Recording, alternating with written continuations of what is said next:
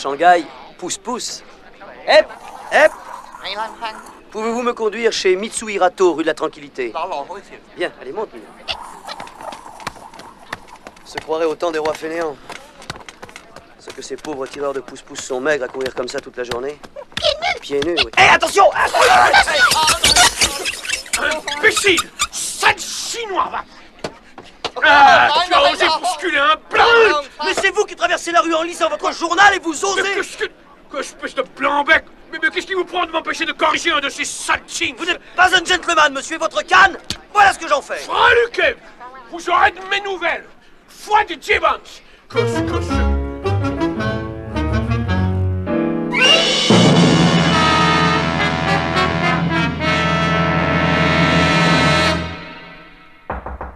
Entrez. Monsieur Mitsui Hirato? C'est moi, Monsieur Tintin. Oui. Que je suis heureux de vous connaître. Vous n'avez pas vu mon messager chinois? Il est venu me voir aux Indes, chez le Maharaja de Ravajputala. Mais il a été frappé par une fléchette empoisonnée. Il n'a pu prononcer que 2 mots, votre nom et Shanghai. Et il a perdu la raison. Les scélérats. Ils ne reculent devant rien. Il? Je ne peux vous en dire davantage. Ma propre vie serait en danger. Mais il vous faut retourner immédiatement aux Indes. Mon messager devait vous dire de veiller sur le Maharaja. Ses jours sont comptés. Croyez-moi, de grâce, retournez aux Indes. Ben je vais réfléchir. Ah, j'oubliais. Méfiez-vous de tout le monde ici. Et surtout des Chinois. Votre vie ne tient qu'à un fil. Mais comment? Un vrai Japonais sait toujours tout.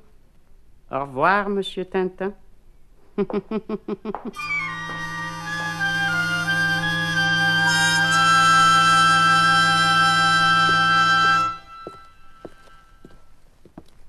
Oh. C'est sinistre par ici. Nous avons dû nous perdre, Milou. Oui.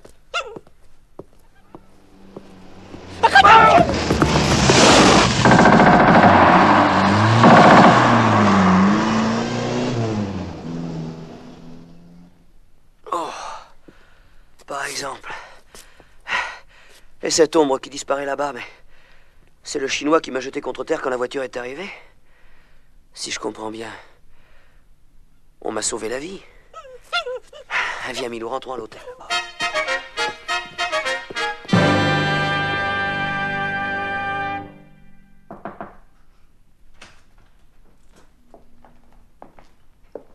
Votre thé, monsieur. Merci. Ah.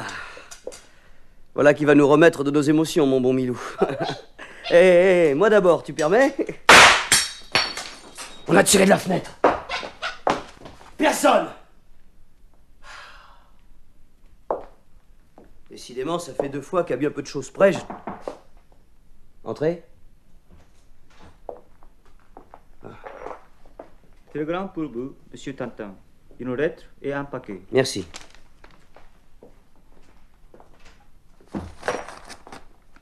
Ravajputala. Venez, urgence, secours, stop. Mon fils et moi sommes en grand danger, signé Maharaja. Le Maharaja. Mitsui Hirato avait raison. Je vais prendre le premier bateau en partance pour Bombay. Voyons la lettre. Monsieur Tintin, venez ce soir à 10h dans la rue nommée Taipinlu. Il y aura une lanterne à l'entrée. Mettez les vêtements chinois qui se trouvent dans ce paquet. Vous passerez plus facilement inaperçu. Tout cela est bien mystérieux. Milou! Milou, que se passe-t-il? Ah non, non, non, non. Son cœur bat encore. On dirait qu'il a absorbé un narcotique. Mais le thé... Il a bu le thé! Mais alors, ce coup de feu a été providentiel? Moi aussi, j'allais boire. Étrange. Décidément, étrange.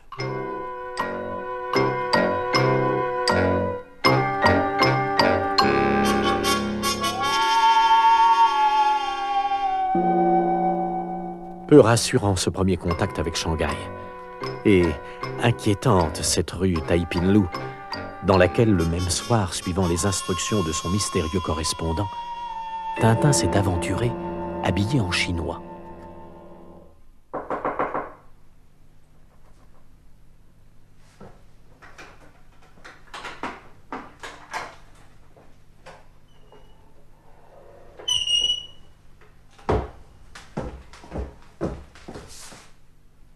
Personne.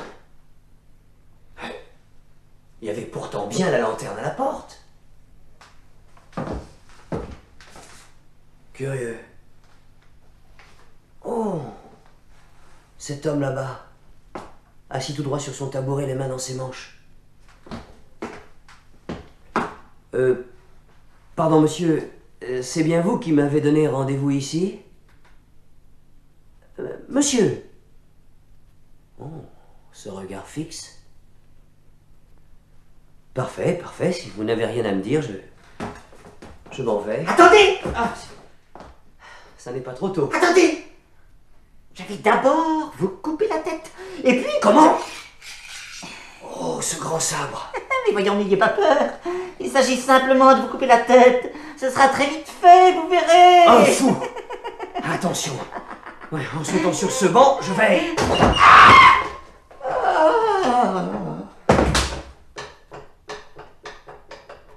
Voilà. Cette marque dans le cou. Je m'en doutais.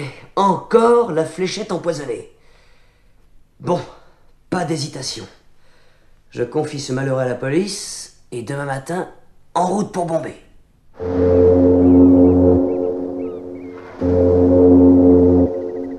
Et voilà, mon brave Milou.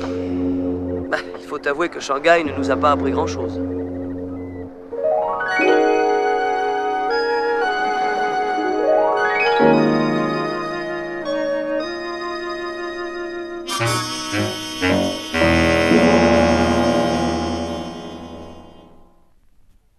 Ça alors, tu y comprends quelque chose, toi, Milou?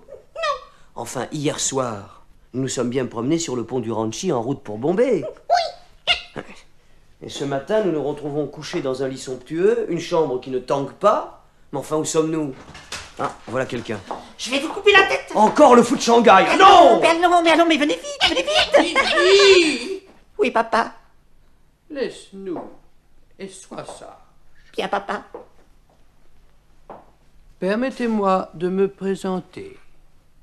Wang Yengie. Je suis le père du malheureux que vous venez de voir. Il a été frappé de folie par nos ennemis le soir où il vous avait donné rendez-vous à Shanghai. C'est lui qui veillait sur vous. Là-bas. Mais puis-je savoir pourquoi il veillait sur moi? Et la raison pour laquelle on a interrompu mon retour à Bombay? C'est juste. Je vous dois des excuses pour ce brutal enlèvement au chloroforme et ce débarquement nocturne en pleine mer. Mais le télégramme qui vous appelait aux Indes était faux. Mon fils a été frappé de folie avant de pouvoir vous le dire. Il faut que vous restiez en Chine. Il faut? Et pourquoi donc? Pourquoi? Je vais vous expliquer. Bien.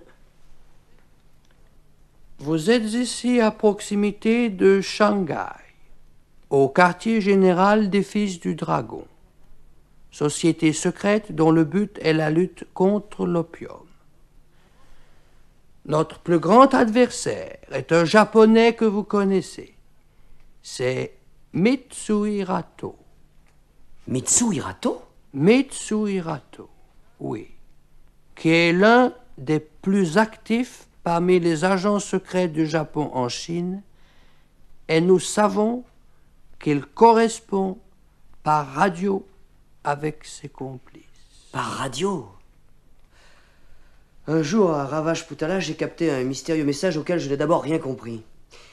Et puis j'ai fini par trouver.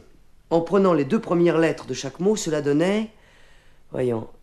R, C, Q, 15, 30... Envoyons marchandises à l'écoute la semaine prochaine. Oh, monsieur Wang, votre poste. Un message. Je vais le traduire. Cercle solaire, irlandais, direct X, hémisphère, Uranus Est, long, tube, S. Blanc, Eugène. Bon. Alors, en prenant les 2 premières lettres, ça nous donne Ce soir, 10h, Lotus bleu. Évidemment, ce n'est guère plus clair. Lotus bleu. Lotus bleu, attendez. Il existe à Shanghai une fumerie d'opium qui porte ce nom. Une fumerie d'opium? Tiens. 10h, hein? Eh bien, j'y serai.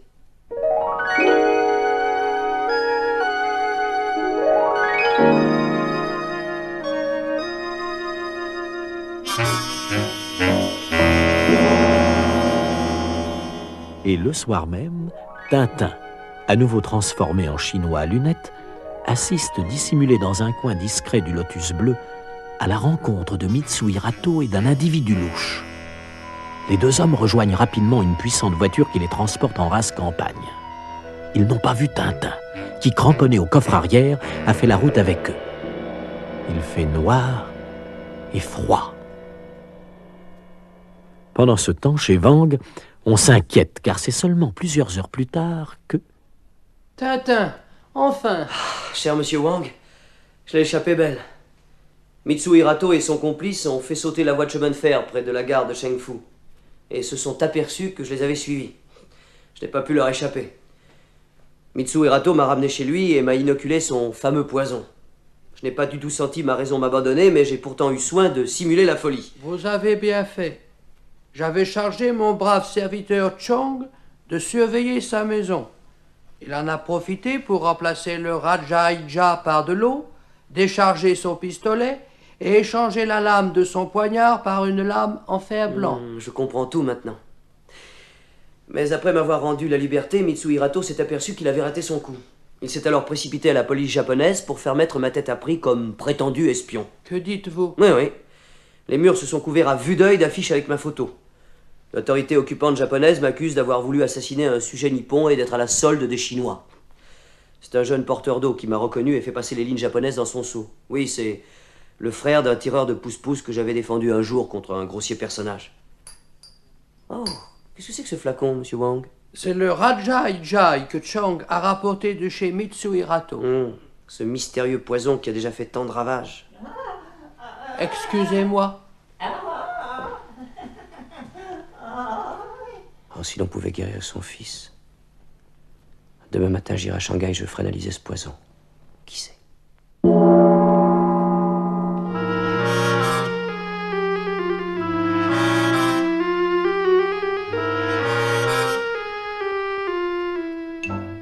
Ce que Tintin ignore, c'est qu'un certain Gibbons est en prison à cause de lui.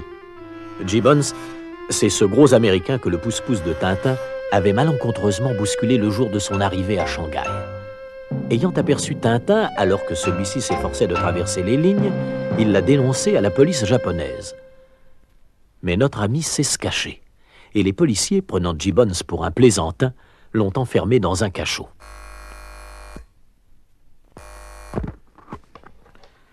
Allô? La police japonaise poste-frontière.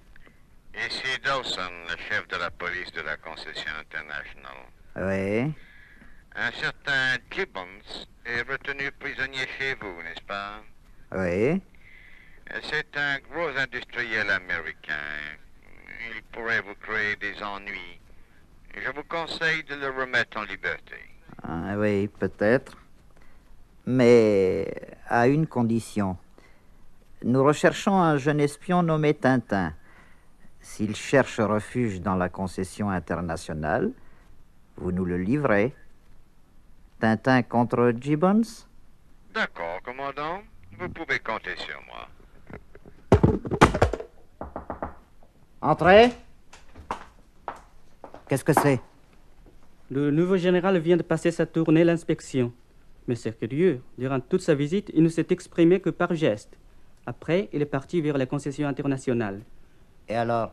Shikikan, il y a là aussi un petit homme en gilet de corps et caleçon vert. Il veut absolument vous voir. Il prétend que c'est lui le général.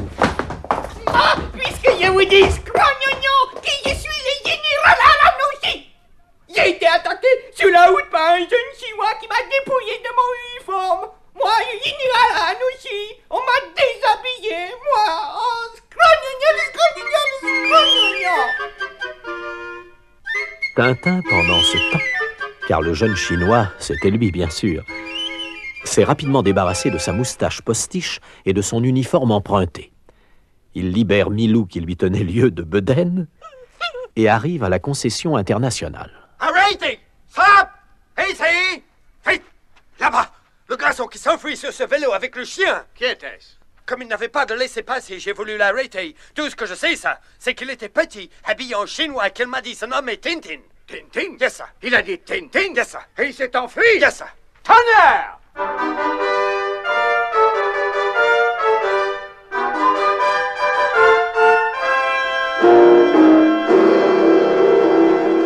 Paris. Honora enlève le Grand Cross international. Le Allez. président de la République... Viens, Milou, on ne viendra pas nous chercher dans un cinéma. Pardon, madame. Le professeur Franz Yang, célèbre par ses remarquables ouvrages sur la folie, vient de rentrer à Shanghai après un long voyage d'études en Amérique. Le voici dans son beau jardin, goûtant enfin un repos bien mérité. Voilà l'homme qui pourrait guérir le fils de Wang. Monsieur Fan Yang, s'il vous plaît. Mon vénérable maître n'est pas encore rentré. Mon cœur est dans l'inquiétude. Pourquoi? Il m'avait dit qu'il serait rentré vers 10 heures. Il est plus de minuit. Où est-il allé? À une réception donnée en son honneur par son ami, Monsieur Liu Julin, rue de la Montagne Pourpre. Bien, merci.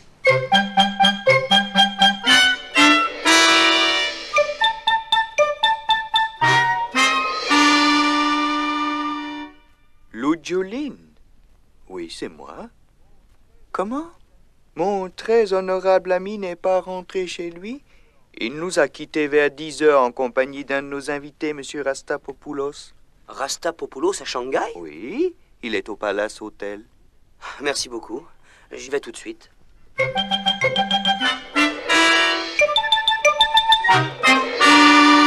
Le professeur n'est pas rentré. Oh, vous m'étonnez, monsieur Tintin. Le lendemain, le professeur n'a toujours pas reparu à son domicile. Et Tintin, en refaisant lentement le trajet qu'aurait dû parcourir Fan Yang de la voiture à sa porte, a trouvé par terre une carte de visite. Une carte de visite au nom et adresse d'un certain Gibbons.